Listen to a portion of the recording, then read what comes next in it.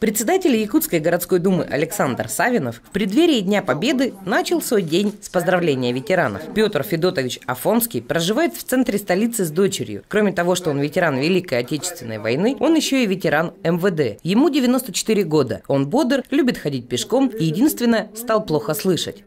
Боевые заслуги – это госбезопасности, пограничный. Да, это самый солдатский солдатская медаль.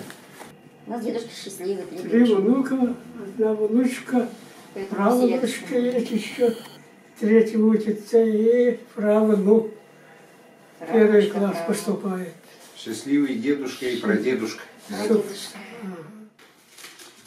Петров Николай Александрович тоже проживает в центре города и ведет очень активный образ жизни. Поддерживает свое физическое состояние бегом.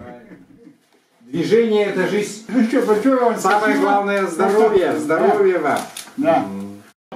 Для ветеранов тыла и детей войны Центрального и Октябрьского округов была организована встреча с чаепитием и вручением подарков. Эта встреча оказалась одной из тех редких, когда все могут собраться за одним столом, поговорить по душам и вспомнить былое.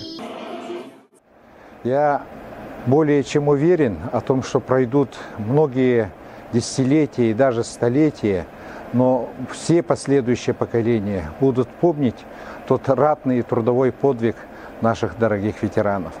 К сожалению, время неумолимо, все меньше и меньше становится их, и тем более сегодня мы должны помнить каждого. Если мы будем помнить каждого, мы всегда будем сильны и всегда защитим нашу Родину. Я хочу пожелать им бодрой старости, конечно, здоровья, заботы и любви ближних. С праздником, дорогие наши ветераны!